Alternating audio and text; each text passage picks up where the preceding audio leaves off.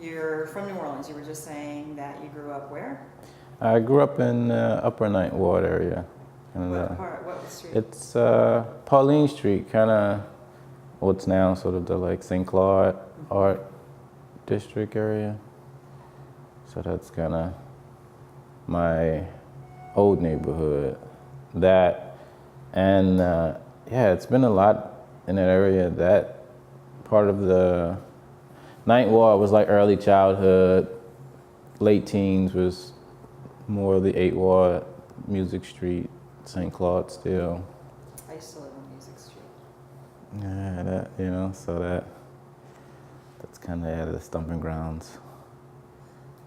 So, I always ask people to say their name again and say what their occupation or passion is. So my name is Rontherin Ratliff. I'm a local sculptor, artist. I do graphic designs, fabrication. I dabble in anything kind of creative and tactile, I guess, But right now I'm just a full-time practicing studio artist, working in kind of the contemporary art track, Mm-hmm. So you used to do mostly graphic design. We read an article that said you were primarily graphic design. So how long were you doing mostly graphic design, and what was the switch?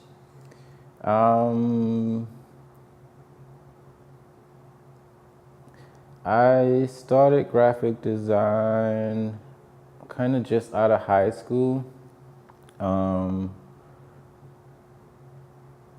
Just after high school, I started a design firm with 4 other artists called Y5 Studios. And that was based out of sort of a youth arts program called Yaya that I was sort of mentored through. And so the other 4 artists, we all were kind of coming out of that program and decided to create something, that we all were kind of invested in doing. And so that process, it was all a lot of kind of self-taught, experimenting with Adobe software and editing and making short animations. And, different people had different sort of interests. And so that lasted for about 5 years. And then the interest of the individuals, started to shift, family situations kind of, changed. But yeah, that's where it started. It was just experimenting with the software, trying to mimic what I saw in magazines and posters and things. And so it stuck. I still do graphic design stuff.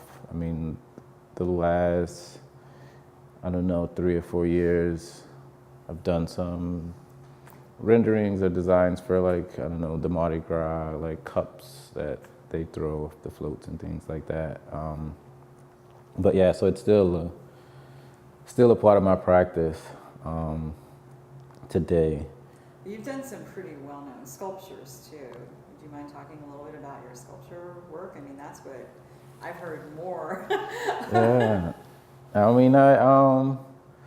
I got into sculpture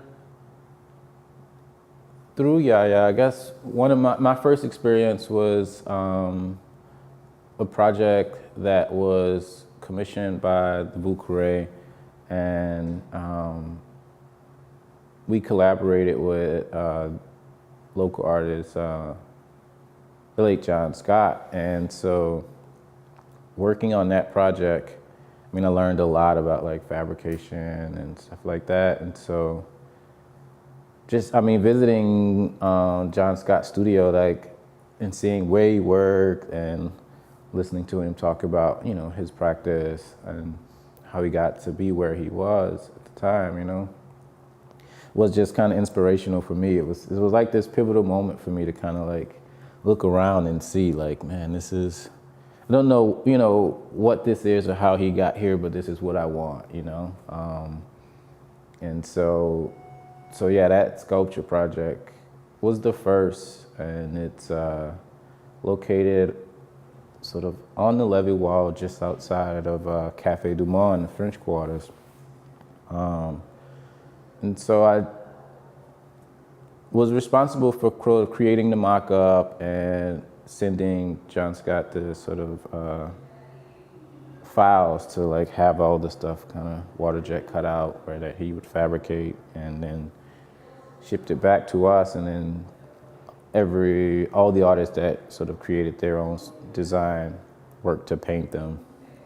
And so that was the start of it. And I have a carpentry background, and so I grew up kind of working with my hands a lot and building, and so that is something that I think just lends itself to that process.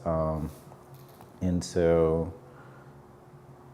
now, I mean, through Yaya too, Yaya did a lot of public art projects, you know, I mean, mainly murals when I was working with them. And that working on art, you know, in the public realm was new to me. But Can you say a little bit about what Yaya is? Because I've heard of it, but I think a lot of the people who might be watching history art from New Orleans, they're not going to know. I mean, Yaya was founded in '88 and by an artist, Gianna Napoli. And so she had a studio space that was located near the high school that I attended, which was L.E. Rabwin. And it was sort of a career magnet school. And so through the commercial art teacher, Madeline Esky, her and Jana would kind of talk and then kind of figure, because she would see, I mean, the students would kind of just, you know, exit the school and pass her building every day. And so she was kind of figuring out like, how can I engage, you know? And so her and Madeline would sort of kind of isolate different students and see who has sort of an interest and maybe would benefit for the program. And so that's where I was introduced to Yaya. And I mean, it's Jana's sort of approach to it was she just wanted to give you a space to kind of do what you felt was creative. She wasn't trying to sort of force a skill or force a type of style, you know. It was like mainly trying to sort of allow you to see that like art doesn't have to be, you know, oil on canvas, you know. I mean, most of what we painted was chairs and furniture, you know, things that people kind of threw out. And so, but it was more about like, you have this surface as a canvas, what can you say with it, you know? And what did you do in those early days? It was a struggle for me, you know? I did a lot of really, it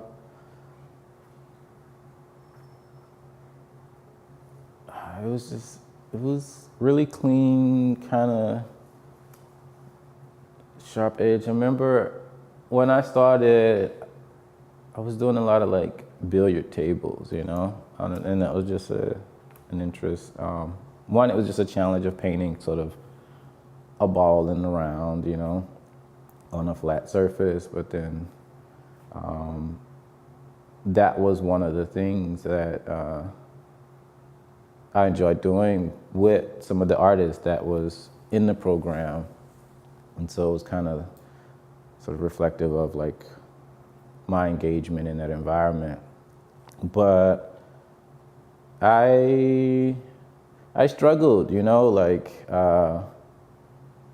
being really like, I don't know, like self-expressive, you know. It was like, and then that was something Jana was always kind of like tugging at me to like, you know, like you can say more, you know, like you can And I mean, for a long time, I didn't know what she was getting at, you know? I was like, you know, I think I painted that pretty good, you know, like, it looks good to me, you know? And so I focused on like technique, you know?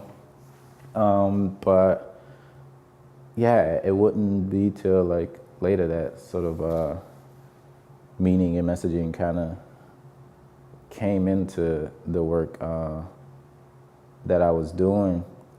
But one of I guess so, it was really after, you know, after Katrina,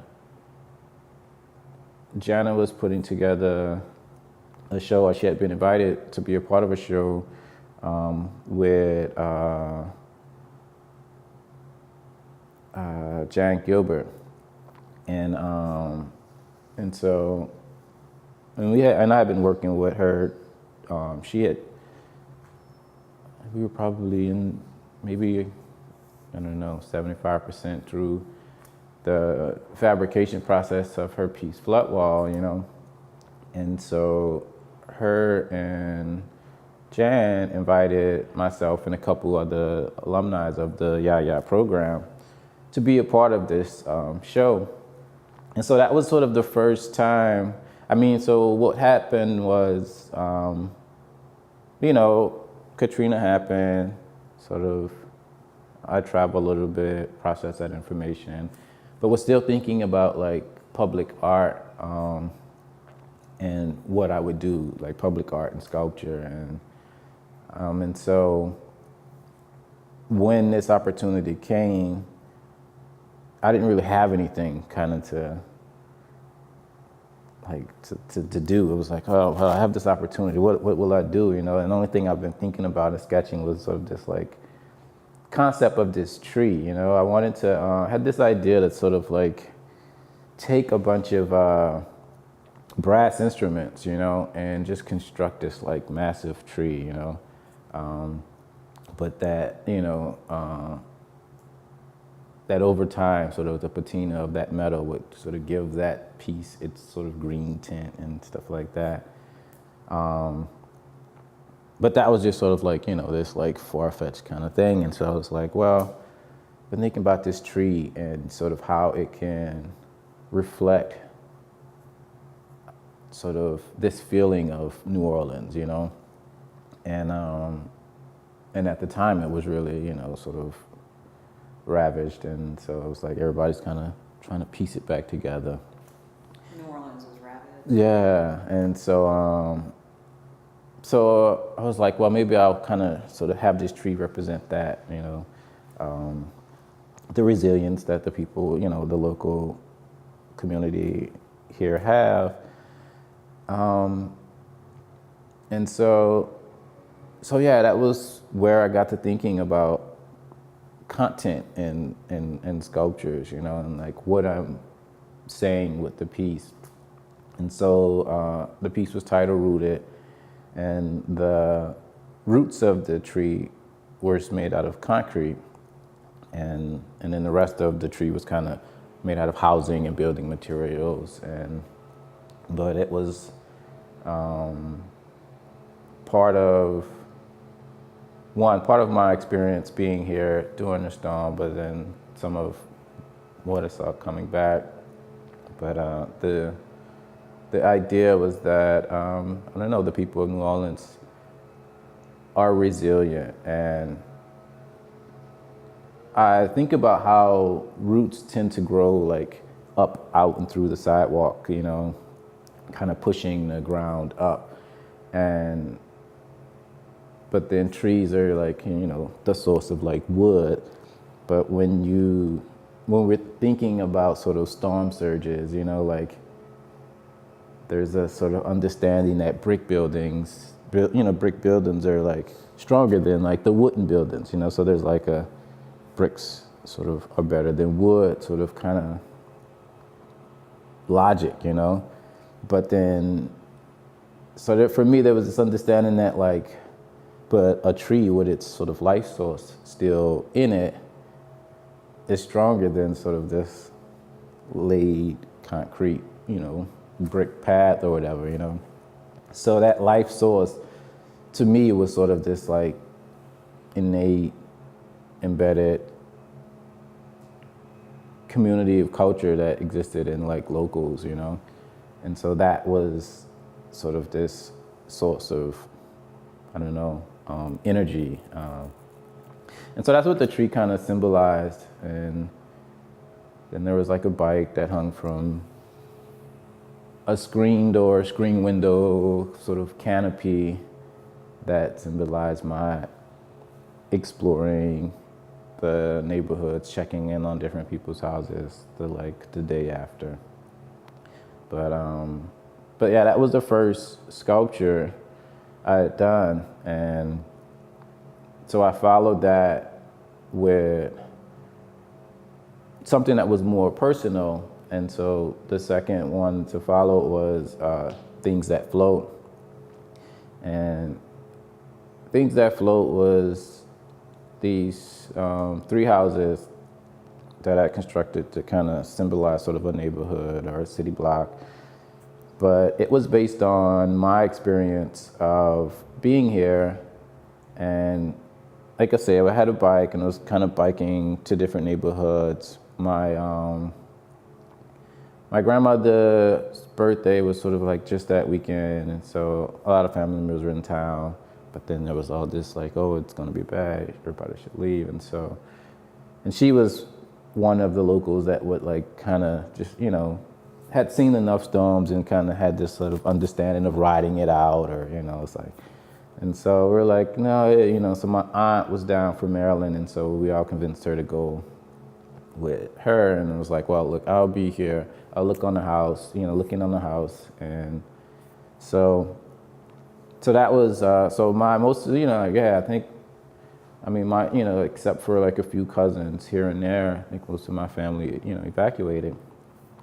And so I was here, and then I was checking in on people's houses, people's doors had blown open and windows came out, and I'd go and like try to like push them or, you know, board them back up. And so when I made it to most of this was uptown too. And so I was staying in the sort of central business district, in the studio of, at the time, Janet Naplin, Jan Gilbert, you know. And so, and Janet was still around as well. Like her mother was here, and so she was kind of here looking after her mother. But so I was utilizing her like studio space, or just like a, you know, I don't know, shelter kind of space. And so, yeah, I went to the Ninth Ward to check on my grandmother's house, and it wasn't until like I began to cross St. Claude that like I saw water, you know, and it was like the block, the way it was, as I traveled up to the neighborhood, the street, the water just kept getting like higher and higher. And so I'm like just biking through it, you know, and it wouldn't, you know, I don't know, it just kept getting higher. And so it's like by the time the water got like waist high, I was like, I can't keep biking through this water. But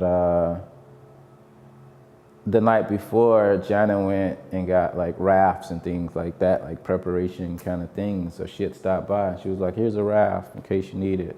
I'm going out to Mom's, you know? And so that night I blew it up just in case like I lost power for like an air compressor and stuff like that. So I blew it up. I was just sitting kind of in the front space. And so the other thing that happened was where Jana's building was located was right next to like a parking garage. And so another artist friend of mine, Brandon Thomas, he evacuated with his family, but he had a truck. And so he was like, well, he's taking the family, you know, they left in their car, but he was like, I'm gonna leave the truck with you. You can park it, you know, you can use it and then park it in this garage, you know. And we were all kind of still thinking like this was gonna be like a week kind of, you know, thing, we'll be back. So it's like, use it if you need it. If not, put it in the garage, I'll get it when I get back. And so I had that truck. And so was like, all right, I'm gonna go back, regroup. And so what I ended up doing was taking the bike, putting it on the truck, putting the raft on the truck, biking back to the driving back to the ninth wall. But the problem was that there was still like a lot of trees in the street that, wasn't cleared. So the truck could only get me like so far in the neighborhood. So I drove as far as I could, then took the bike and the raft off, and so I'm like biking with the raft, and then I got as far as I can, and then I started like rafting once I got to the water. And so like floating my way down, and it was a little scary because it's like I really don't know how to swim. And so it wasn't until like I was like sliding across the like roofs of like cars and like, scraping like the tops of like little tree bushes, that I realized like how deep the water is, and it was like, oh, okay. But I kept going, and I didn't have like really like a paddle, so I had this like broom that was like this, like, I don't know, it was so worn, it was just like this nub of like straw on it. So I'm like trying to paddle with no real like kind of, I don't know, boating kind of experience. So I'm like paddling and the boat is just like spinning in circles, and I'm like, what's going on here? Like, why? Like, just no sort of understanding of like, that coordination. So I'm like spinning in circles for like a good little bit, and I was like, man, this isn't working. So like, I set the broom. Well, what I ended up doing was like pushing myself like off of the cars kind of most of the way, and I was, I don't know why, but I had like a pair of flip-flops. So then that became the thing. Like I took the flip-flops off, and I'm like kind of just using that to like wade through the water. And so I get to my grandmother's house, and the houses, they sit, on piers, so they're already like a good 2.5, 3 inches off the ground. 3 feet off the ground. And so the water was like, another like 3 feet, sort of the door above the steps. And so I get there, go in, and climb kind of off the boat. And it was a weird, like, and so checking, I kind of, seeing the water, I kind of understood the state of the house, and that was, I processed that kind of the night before. And so the thought was like, one, it was my grandmother's birthday, so she had a lot of sort of, leftover party supplies, like food and drinks and stuff like that. So my thinking was to go to the house, get as much of that stuff, bring it back, and ride out the week, And so what I ended up doing was going in and just kind of opening all her windows so that the house would air out. And I was just kind of in just like, I don't know, adventure mode. Because part of the reason too I had stayed behind was that, people were warning about the disaster, and I like taking pictures. I don't really use it in my like artistic practice, but I like documenting just kind of time, just time and memories. And that was something I did in the family a lot, just photographing parties and events. And so I was like, I wanted to be on the ground and to like have sort of these images. And so that was what I was doing when I was biking around. And so even through the water, I'm like, I had this camera and it was like stuffed in this plastic bag. And so even with like kind of trying to like, float through this water, I'm stopping. I took the camera out, like shoot some stuff, like when I would get into sort of a cross section of the street, because then I could see the water like kind of through the neighborhood. But so then I tuck it back in, seal the bag, and then keep going. And I get my grandmother's house, and I'm starting to bring like cases of water out. And when I open the front door, there was like this sort of beam of light, the sunlight that kind of cut through the door and through the water that was still in the house. And the water was all kind of like gray brown, like kind of murky water, so you couldn't really see through it. But when the sun kind of cut through it, and all the furniture was floating. Like she had a lot of wooden furniture, and so it was all just kind of floating and bobbing around with the motion of the water. And so what ended up happening was in the end tables were a lot of like family photographs, and as they toppled over, the photographs just spread out. And so yeah, the sunlight allowed me to see the photographs. So I started to like collect them and seeing like, you know, parties of like cousins and things like that. It was in that moment that sort of the reality of sort of what this sort of disaster means for like me and my family, like it hit home in that moment, you know?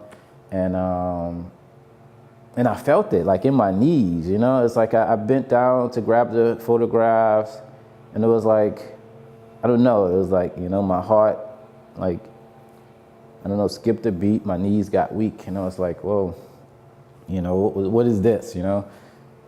And then I like went down to grab like another pile, you know, and I'm like kind of looking, you know, trying to stack them together, and it was the same thing. It was like, oh man, my knees, you know, feel like I'm about to pass out, you know? And I think it was just like rush of emotion of like what, you know, the potential of what this loss means, you know? And so I was like, you know, one still I can't swim. So the last thing, and I'm like in this house in this area by myself. So the last thing I need to be doing is like passing out in like 3 feet of water, you know? So I was like, all right, whatever this is, you know, it's like almost daring me to like grab another batch of photographs. So I'm like, all right, you know, you win. Like I'm getting out of here, you know, like. So I took what I had and I left, you know, and that leaving the house, this sort of adventurous sort of documenting side of me, like it died in the house, you know, and it was just, yeah, like I left that house, yeah, you know, just in a different state. And so, I mean, and I had other experiences about like, you know, driving out and trying to get gas and going through neighborhoods and seeing people and, you know, trying to help them. But leaving New Orleans, traveling afterwards, you know, you tell someone, oh, you know, you're from New Orleans, and they're like, oh, were you there, or did you, or you know, how was it? And so I would kind of sort of rotate through which story I was going to tell, like each time, you know, and what I started doing was trying to figure out how to create visuals for these stories, you know, and this was like a lot of times kind of just in a hotel room trying to figure out like what to do with your time, you know, and so what I ended up doing, one of the sketches ended up being these 3 houses. And so Things That Float was kind of based on sort of the furniture that was in my grandmother's house, just kind of the bed, the like chifforobe, all the like sofa, it was just floating around. But, you know, I mean, before the water, these seem to be these like really heavy, dense kind of pieces, the objects, you know, and but then like photographs are like little slivers of paper that, you know, I mean, that you would sort of expect to see, I don't know, floating, you know, and so, but they were the things that kind of, I mean, I guess once the water saturated them, it was like, you know, at the bottom, you know, of the water. But so it was just, yeah, that kind of like thinking about that. So I ended up constructing these houses that were made of furniture pieces and building materials. And I ended up, so I had some things stored in my grandmother's shed that was kind of just, you know, that just sat on the ground level. And so everything in that shed was pretty much damaged. but I had a crate of photographs. So I ended up using sort of my damaged photographs in these 3 pieces, and it was a, I mean, that was an emotional experience for me, and I think it was the one story actually I didn't tell, because it was the hardest. And so I told all the like adventure stories as I was like traveling, and so when it came to making art about it, I was like, well, this is the one that sort of like scares me the most to really like talk about, because it was like, I don't know, just faced with sort of raw emotions. So I was like, all right, maybe I should do that one, and I mean, I tend to function in this way of like having fear be my compass, and it's a clear, I mean, for me, it's sort of a clear indicator of like where I should go and where the potential for growth is, for me. And so that was this thing that I felt like I was kind of like holding back for a long time. And so when it came time to sort of create work about it, I was like, well, maybe I'll do that with this work and see, how it plays out. And I mean, it kind of ended up shooting me in the foot, really, because what I was thinking was like, if I make art about it, I don't have to talk about it, I mean, this was like an early introduction into like contemporary art, so this was like the second sort of contemporary art piece that I had made. And so I didn't have like a really clear understanding of like how things kind of work. So I was like, yeah, I mean, I could just make it, and then it'll be there, and there'll be sort of maybe an explanation, but then there is that, it's like you get, I mean, the opening happens, and then it's like you're in a room full of people, and they're like, oh man, so they see what you're saying in the piece, and they want to know more, or they want to, maybe they have similar, like they've had like similar experiences. And so like for me, it was like I found myself standing there with, this like group of people, or, just, I mean, it was like one-off conversations, but it's like having this conversation that I was trying not to have, I mean, for me, and it was just listening to their experience, but you can't help but like hear that experience and be reminded of, your experience. So I'm like, man, this isn't working the way I was like planning, like I was trying to get this, work through this, and I thought putting it out there and kind of like, was like getting rid of it, And so I was like, oh man, I keep having these conversations, or these pieces are, keep sort of dredging up this memory, this experience, And so it wasn't until later that I realized that sort of that was the sort of the purpose and the process of the work, It was like, it was a tool to sort of address this emotional experience, and it allowed other people to sort of reflect too on their own emotions related to that experience. And I would have to continue to sort of struggle with my own feelings surrounding that situation until I found some sort of resolve or solution, or, come to terms with it. So it's like, yeah, I mean, it's like you're gonna keep having this feeling until you sort of do something with it, or, I don't know, like figure it out, work through it. And so, but that became what, it was like, that was my introduction to contemporary art, and so it's like working, creating through, personal life experiences, and kind of, I mean, and naturally, like, I'm a quiet and reserved person, you know?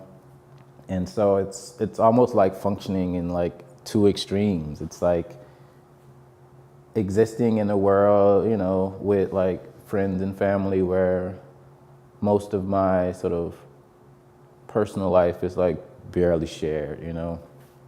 And to shifting it to where now it's like it's on display for the whole world to see, you know? So it's, and I don't know, I think I often live on like the cusp of two extremes, you know?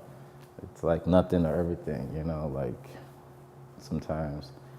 But yeah, I mean, that was my introduction, you know, and I've been trying to, it was tricky too after the houses because for me, it was, I had all that, you know, that was like a really, I mean, you know, I mean, there was times where you're like wondering, am I going to die? Is this it? You know, what, like, what's going to happen to me? You know, so there was like really, a really scary moment, you know, in time for me. So that work came out of that. But after that piece, it was like, what am I going to do next? You know, like I was like, man, like I almost need another disaster, you know, to like create something out of, you know. It's like, where do I get, you know, how do I get back to that type of work, you know? And so I was like trying to figure out, because, you know, it didn't really kind of dawn on me where the work came from. It was just kind of processing these experiences with sort of the things that interest me. And it was always, you know, I was always kind of sketching, designing, dreaming up things to make. And that was sort of, you know,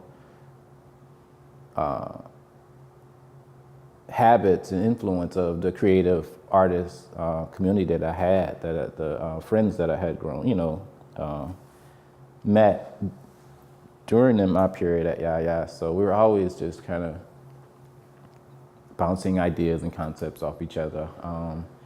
And so, yeah, I was like, what am I, how do I, like, where do I get another things that float, you know? And I don't know, I mean, after spending time with it, it was like really, you know, I realized that what I was sharing was just, you know, my emotions, my experiences. And so then I started to just, you know, I don't know, dig deeper and think about like what it is that I'm dealing with that I could share, you know, and started to approach the work from like a place of sharing. Because the houses taught me that, like, yeah, as scared as I was to sort of share this personal and like vulnerable moment, there was, you know, a large percentage of people out there that had that similar experience. So I wouldn't be alone in sort of sharing this experience and it offering an opportunity for someone else to kind of share their experience, you know, and maybe even talk through sort of how, you know, how we found sort of like resolve through it, or, you know, how we're coping with it. And so what year was that exhibit? that was, the houses went up, I want to say 2010. The tree went up, it was a, what do they call it, like a parallel exhibition to Prospect, New Orleans, which that was like the first year, you know, of like Prospect. And so the tree was in a satellite exhibition. And then, yeah, a couple of years later, thinking, I want to say 2010. It's kind of interesting, the sort of the things that you've been describing, starting with working with a youth community group. So that was in high school mostly, right? Yeah. And then going through Katrina, and then pulling together the work that you had been doing with your emotions. But you first also did this very public humanities piece. So you want to talk a little bit about like practice related to a public humanities work versus the very emotional reflective process that you were describing? Are there Yeah. differences there, or are they? There is. The public humanity pieces for me, they're different in the way that they still come from like personal experiences, but it's more of, it's not sort of an inside out experience. It's like more of the like outside influences in, and so it's kind of a reflection of the environment that I'm in, and how do I see that, and how I see it affecting the people around me, how I see it affecting me, you know. And so like one of the pieces I did was called Revolve, and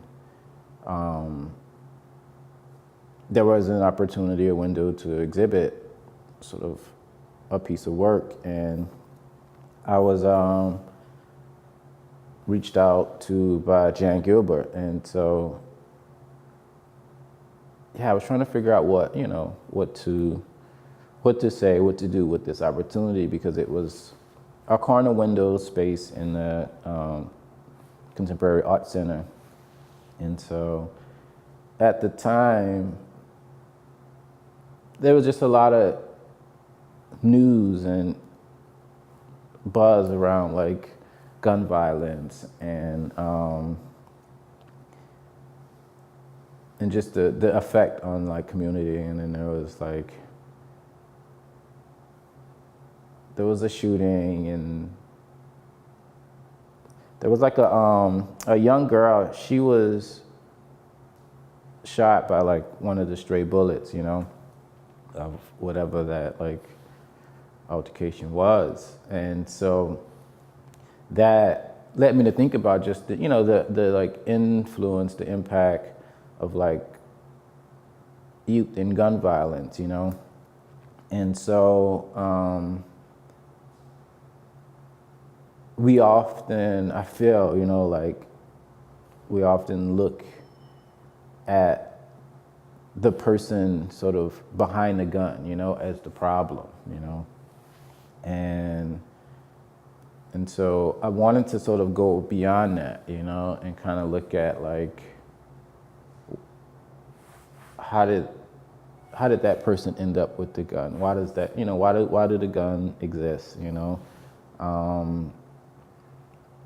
What caused the buildup of emotions that, you know, led to it being resolved in the way they felt they needed to resolve it, you know? So think about all these sort of things around that issue. And so, I wanted to do this. You know, I mean, the goal was to kind of use these mattress springs, because a lot of work I do too, it starts from materials, you know? And so I'll look at a material and feel like it has the potential to say, you know, a list of things, you know? And so I wanted to do something with these mattress springs. And so I did some research and then came across the idiom, as we make our beds, so shall we lay, you know? And to me, that was sort of this like response to like, you know, cause and effect and just personal responsibility. And so with that, I constructed this revolver, and the handle of it was made of like wooden toys. I was trying to keep the piece close to the material of the revolver, where like the mattress springs were metal and the handle was like a kind of hard wood. And so, but then I wanted, so the piece, I mean, one was titled Revolve, and that was based on this, you know, the cylinder of it, and two, the conversation around like, you know, youth and gun violence, or just gun violence in general, you know, and where the responsibilities lie, you know. I think there's there's opportunity to sort of curb the effect of gun violence, you know, that I feel like we all have, in, you know, certain degrees, if it's like how we vote, where we invest, you know, and those things, a lot of time, I guess I felt like was like overlooked, and then that the sort of burden of this issue was put on the person that ended up behind it, you know? And so we're just kind of like approaching it from that way. And that, you know, for me, that was like, yeah, that was just something that it was on my mind, and it was like, all right, this is something that I feel this community is kind of dealing with. Let's talk about that. And so, I mean, and the scale of it was just something that also too, I wanted to like have that young people, you know, if it's this thing that's like standing as big, you know, as big as most of the students that, you know, walked up to it was like, wow, you know, like, but also there was this other dynamic, you know, like the handle was full of like toddler toys and wooden toys and things like that. And so, I mean, the contemporary art's like, you know, it's a pretty like family, you know, friendly space. So you would get families with like their kids, and to the kid, you know, those toys are like what they recognize as theirs, you know? There's a sense of ownership to like, oh, I know that block, that, you know? And so they're like, want to rush to it and kind of begin to play with it. But then it's in this context of art. And so the parent is kind of like forced to consider, wait, can they touch it or not? Like, it, you know, but then it's in it, so that struggle with this idea that, well, you know, would you let your child play with a loaded gun, you know, like, and if not, you know, like, how can we interpret that, like, I don't know, on a broader sense, you know?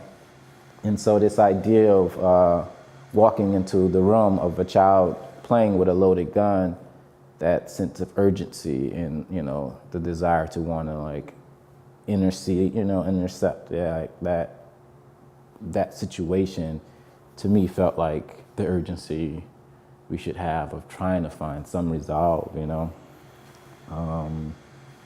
That's a really cool way of thinking about people interacting with their exhibit.